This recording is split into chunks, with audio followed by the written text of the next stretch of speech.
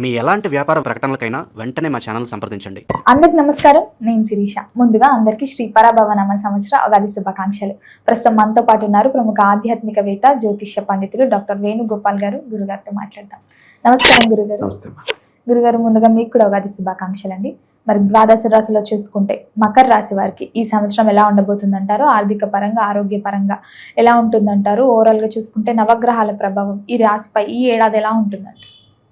మకర రాశికి ఈ సంవత్సరం చాలా బాగుందని చెప్పుకోవచ్చమ్మా. మీ అందరికీ కూడా ఈ నూతన సంవత్సరం పరాభవనామ సంవత్సరం ఉగాది పండుగ శుభాకాంక్షలు. మనం మకర రాశి గురించి మాట్లాడుకునేటప్పుడు ప్రధానంగా ఉత్తరాషాఢ నక్షత్రం 2, 3, 4 పాదాల వారు, శ్రవణ నక్షత్రం 1, 2, 3, 4 పాదాల వారు, ధనిష్ట నక్షత్రం 1, 2 పాదాల వారు, ఈ 9 నక్షత్ర పాదాల వారు మకర రాశికి సంబంధించిన వారు. అలాగే మకర రాశి వారికి ఈ పరాభవనామ సంవత్సరంలో ఆదాయం 2, వ్యయం 8, అలాగే గౌరవం 1, వ్యయం 6గా చెప్పుకోవచ్చు. అంటే ఈ ఆదాయ వ్యయాలన్నీ కూడా వ్యయాలు ఎక్కువ ఉన్నాయి, ఆదాయం తక్కువ ఉంది, అలాగే అవమానం ఎక్కువ ఉంది, గౌరవం లేదు అనేం బాధపడాల్సిన పని లేదు. ఎందుకంటే మకర రాశి వారే అంటే శని స్వరూపానికి ప్రతిబింబంగా చెప్పుకోవచ్చు. ఎందుకంటే మనకు మకర రాశికి అధిపతి శని, కుంభరాశికి అధిపతి శని. ఈ కుంభరాశి వారు కొంచెం ఒక మెట్టు ఎక్కువ అని చెప్పుకోవచ్చు.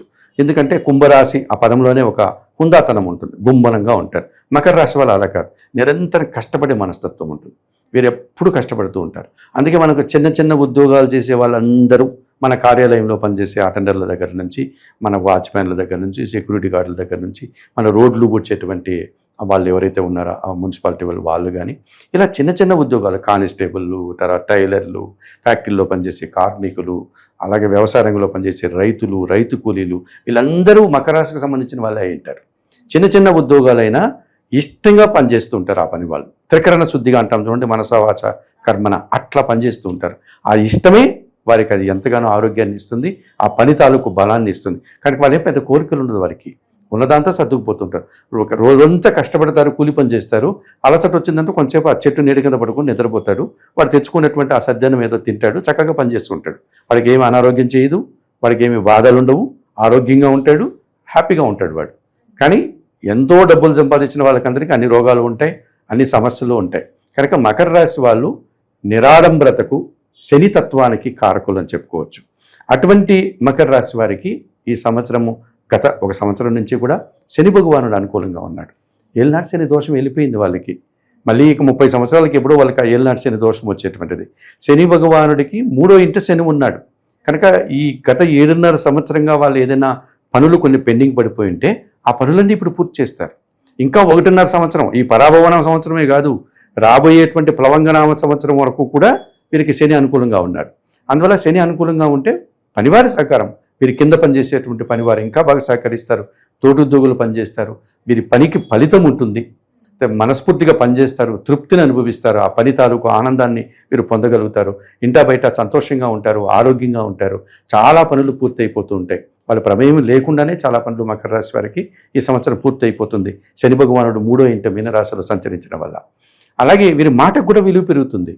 ఎందుకంటే జన్మరాశ్యాధిపతి శని, ద్వితీయము కుంభరాశ్యాధిపతి శని. అందువల్ల చాలా పనులు వీళ్ళు పూర్తి చేసుకోగలుగుతారు. అయితే వీరికి చదువులకు సంబంధించిన విషయాలు కానీ, కాంపిటేటివ్ పరీక్షల్లో కానీ, నూతన అవకాశాలు కానీ, నూతన ఏదన్నా ప్రారంభించాలనుకుంటే ఒకసారి జాగ్రత్తలు తీసుకోవాల్సి ఉంటుంది. ఎందుకంటే గురువు 6వ భావంలో ఉన్నాడు, మిథున రాశిలో. జూన్ 2వ తారీఖు నుంచి గురువు 7వ భావానికి వచ్చేస్తాడు. ఎప్పుడైతే 7వ భావానికి గురువు వచ్చాడో పెద్దవారి సహకారం, పరీక్షల్లో మంచి ఫలితాలు వస్తాయి, నూతన ఉద్యోగాలు, ఉన్న ఉద్యోగంలో పదోన్నతులు, రాజకీయ నాయకులకు పదవులు వస్తాయి. నిజంగా సేవ చేసే రాజకీయ నాయకుడు ఎవరైనా ఉంటే తప్పకుండా ఈ సంవత్సరం వాడికి జూన్ 2 తర్వాత వారి మంత్రి పదవులు లాంటివి రావడానికి అవకాశం ఉంటుంది.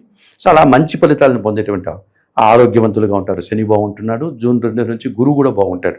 వీళ్ళు పని చేయడమే కాదు, వారిని గుర్తించి సత్కరించడం, వారికి సన్మానం చేయడం, ఇలాంటి కార్యక్రమాలు కూడా జరగడానికి ఈ సంవత్సరం అవకాశం బాగా ఉంది. కాకపోతే ద్వితీయంలో రాహువు, అష్టంలో కేతు, కాలసర్పదోషం, కొన్ని విషయాలు విని ఈ రాహుకేతుల వల్ల ఇబ్బందులు పడే పరిస్థితి మనకు ఈ మకర రాశి వారికి ఈ సంవత్సరం కనిపిస్తుంది. తప్పనిసరిగా మకర రాశి వారు ఎదుటి వారితో మాట్లాడేటప్పుడు 1కి 2 సార్లు ఆలోచించి మాట్లాడారు. సహజంగానే మకర రాశి వారు మాట్లాడరు, మౌనంగా వారి పని వారు చేసుకుపోతూ ఉంటారు. వారికి పని, వాడు ఏదైనా మాట్లాడుతుంటే పని ద్వారానే మాట్లాడుతుంటాడు, ఆ పని చేసి చూపెడతాడు అంతే. మీరు ఒక పని చెప్పారనుకో, నేను అలా చేయాలా ఇలా చేయాలా క్వశ్చన్స్ వేయడు, వాడు తల వేసిపోతూ ఉంటాడు, ఆ పని చేసేస్తాడు. మళ్ళీ మీరు ఆ పని చూస్తే వాడు పని చేశాడని తెలుసుకోవాలి. నేను పని చేశానని వచ్చి కూడా చెప్పరు. అంతటి ఒక రకమైనటువంటి మంచి మనస్తత్వం వారికి ఉంటుంది. అటువంటి వాళ్ళు ఈ రాహు రెండో ఇంట్లో ఉండడం వల్ల పొరపాటున లేక ఏదో ఒక మాట మాట్లాడితే అది ఎదుటి వాళ్ళకి ఇబ్బంది కలిగించే విధంగా ఉంటుంది. అలాగే కుటుంబంలో దుబారా ఖర్చులు పెట్టిస్తుంటారు కుటుంబ సభ్యులంతా. కనుక ఆ విషయంలో జాగ్రత్తలు తీసుకోవాలి. అష్టమ కేతు వల్ల నిరాశను పొందుతూ ఉంటారు కొన్ని విషయాల్లో. ఏదన్నా ఆశపడితే ఎప్పుడూ లేని వాళ్ళు ఎప్పుడు పెద్దగా ఆశపడరు పాపం. ఎప్పుడన్నా ఆశపడితే అది నిరాశ అవుతుంది, ఆ రకమైన అశాంతి అవుతుంది. అందుకు మీరు తప్పనిసరిగా 3 నెలలకు ఒక మారు కాళహస్తికి వెళ్ళి రాహుకేతు పూజ చేసుకోవాలి. వీళ్ళు చేయగలిగింది ఏమీ లేదు. వారు ఉన్న ప్రాంతం నుంచి ఏ సదుపాయం ఉంటే, అది బస్సు అయితే బస్సు, ట్రైన్ అయితే ట్రైను, ఏదో రూపంలో వాళ్ళు వెళ్ళి ఆ శ్రీకాళహస్తికి వెళ్ళి ఆ ఆలయంలో అందుబాటులో ఉండే రాహుకేతు పూజను నిర్వర్తించుకొని వచ్చేయడమే. సహజంగా ఈ రాహుకేతు పూజలు ఎలా చేస్తారంటే అమ్మా, భార్యాభర్తలుగా ఉంటే ఒకటే టికెట్, పెళ్లి కాని వాళ్ళకి సపరేట్ ఉంటుంది. ఇప్పుడు మన పిల్లలు ఇద్దరు వచ్చారనుకోండి, వాళ్ళ అన్మ్యారీడ్ పిల్లలు, వాళ్ళకి సపరేట్, వాడుకోటి, పాపకోటి, అబ్బాయికి ఒకటి. ఈ భార్యాభర్తలకు ఒకటే టికెట్ ఉంటుంది. ఈ రకంగా వీరితో పాటు వీరి జీవిత భాగస్వామిని కూడా తీసుకెళ్ళి ఆ పూజ నిర్వహించుకొని రావడం. అంటే చాలామంది ఏమంటుంటారు, మీరు రాహుకేతు పూజల గురించి చెప్తుంటారు గురుగారు, మేము అక్కడే 3 రోజుల నుండి చేసుకొని వచ్చేస్తాం రోజు అంటుంటారు. అలా చేయకూడదు. ఇది ఛాయాగ్రహాలకు సంబంధించిన పూజ కదా, శుభగ్రహాలు కాదు కదా రాహుకేతువులు. మనకు ఉన్నటువంటి 9 గ్రహాల్లో రాహుకేతువులు ఛాయాగ్రహాలు. అందువల్ల వీటికి అంత ప్రాధాన్యత ఇవ్వము మనము. సో వీటికి చేసేటువంటి పూజ ఒక పరిహారం లాంటిది, ఒక శాంతి ప్రక్రియ లాంటిది. అందువల్ల రోజు చేసుకోకూడదు ఆ పూజను మనం. ఈరోజు రాహుకేతు పూజ చేసుకుంటే కనీసం ఒక 90 రోజులు మళ్ళీ గ్యాప్ ఉండాలి. అందువల్ల 3 నెలలకు ఒక మారు కన్నా వీళ్ళు ఈ పని చేస్తే తప్పనిసరిగా మంచి ఫలితాలు రావడానికి అవకాశం ఉంటుందమ్మా. ఈ రకంగా ఈ మకర రాశి వారు శని దోషం లేదు కనుక, శని అనుకూలంగా ఉన్నాడు కనుక మంచి ఫలితాలు వస్తాయి. జూన్ నుంచి గురువు అనుకూలంగా ఉన్నాడు కాబట్టి మంచి ఫలితాలు వస్తాయి. ఏమాత్రం వీరు ఈ సంవత్సరం పరిహారం చేసుకోవాలంటే శ్రీకాళహస్తికి వెళ్ళి రాహుకేతు పూజలు నిర్వర్తించుకోండి. 3 నెలల గ్యాప్లో మీకు ఎన్నిసార్లు అవకాశం ఉంటే అన్నిసార్లు నిర్వర్తించుకోండి. మాకు అంత అవకాశం లేదు, అంత శక్తి లేదు అనేటువంటి వారు ఎవరైనా ఉంటే నిత్యం గణపతి ఆరాధన చేసుకోండి. వారానికి ఒక వారు కనకదుర్గాదేవిని దర్శించండి. వీళ్ళిద్దరిని చేసుకుంటే కూడా ఆ రాహుకేతు పూజలు ఇచ్చేంత ఫలితాలు మీకు రావడానికి అవకాశం ఉంటుంది.